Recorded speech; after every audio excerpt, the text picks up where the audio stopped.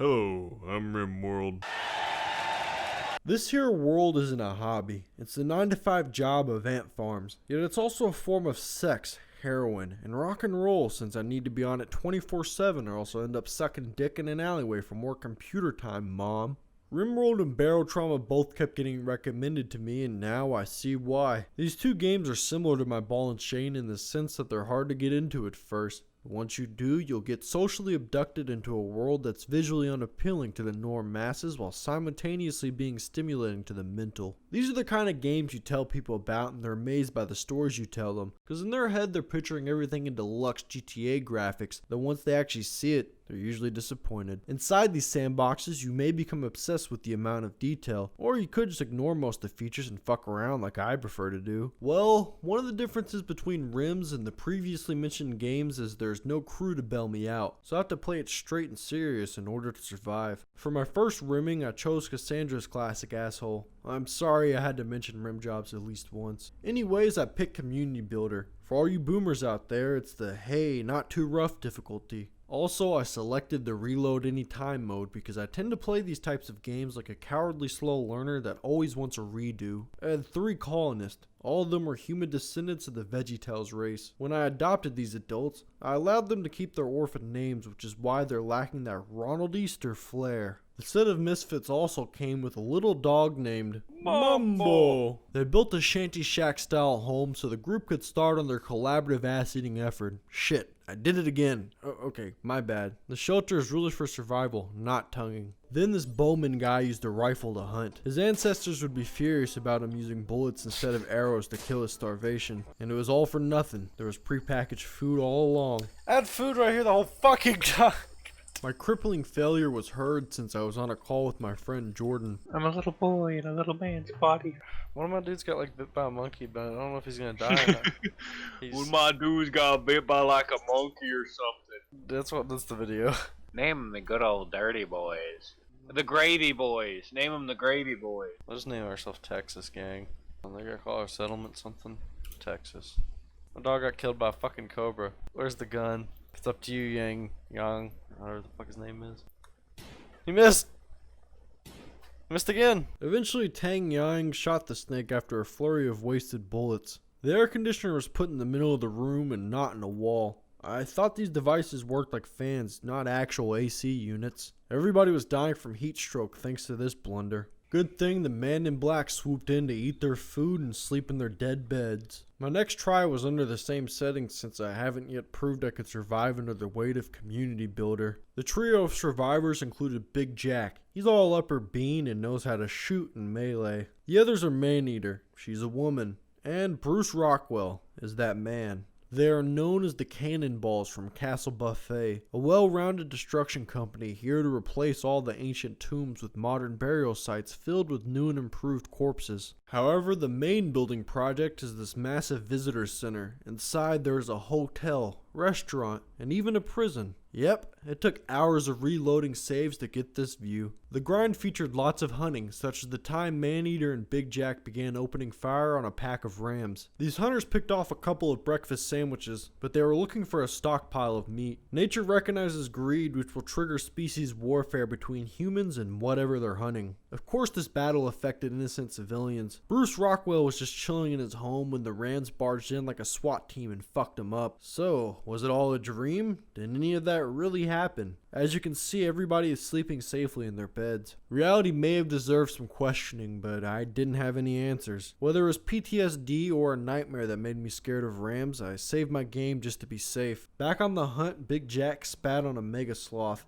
rotating it into submission. That hairy cow should be plenty of food for these 3 hungry homos living together in this small starter home. Never mind, Jack wanted more mega sloth meat, even if eating a mere 4-ounce steak of this little beast turns you a quarter retarded. He had to run and shoot for this hunting experience. Ultimately, Jack won the race since he was the only one with a gun, like a starter for a marathon going into business for themselves. Then suddenly 2 legendary Digimon appeared from the corner of the map. These unicorns were both peaceful, though obviously they were worth a lot of money. An attempted assault was made on the rich fur coat wearing motherfuckers. However, they were far too powerful to be taken down by flimsy bullets, let alone in butting heads combat when they're jabbing with horns while our pussies only have hats and helmets. Fleeing from this clump of rare fluff couldn't be done, so I omitted that attempted one-sided trade between collector and item because the deal brought death upon my people. We didn't want to take life from our faction, it needed to be added. Even naked lake bombs were up for grabs. A rescue mission had to take place. This man was one tile away from being eaten by the abyss known as the outside world. Then another nude person was stumbled upon. This time it was a woman savagely beating a rabbit. Bruce pistol whipped the hoe like a soft-handed pimp.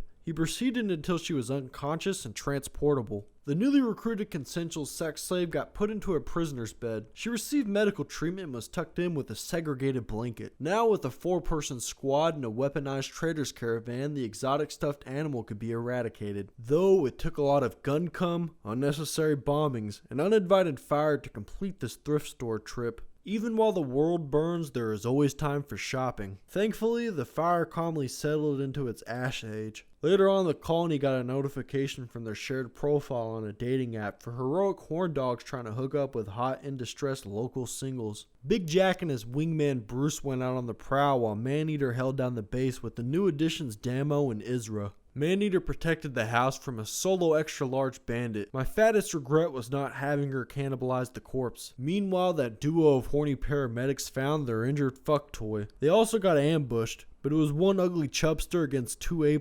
ass-getters, so the bout was short. A shack was then built in the middle of nowhere. Will it stay or be forever lost? I don't know. Somebody please tell me. This is where it's located. Everybody go into your own worlds and look for it. On the way back, the party of Jack, Bruce, and this lucky fella had ran out of food. So the 3 fort holders left their home positions to meet up halfway with whatever crumbs they had lying around.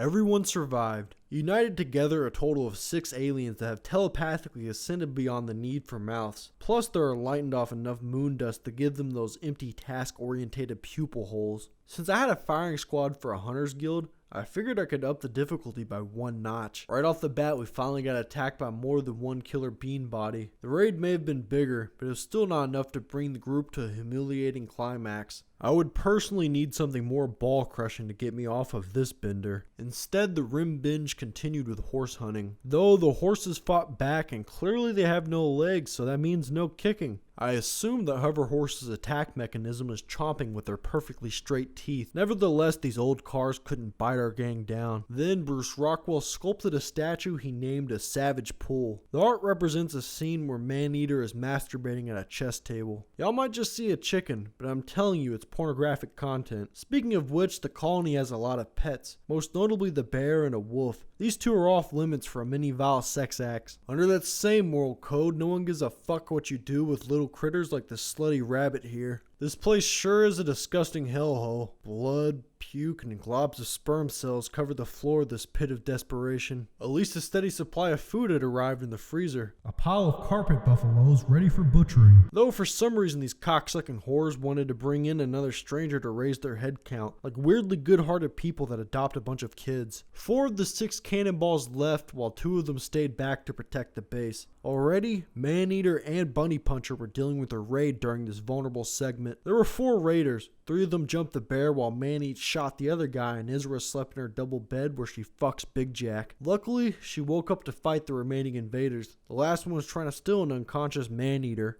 Yeah, he ran, but he didn't get far, 'cause I dropped him.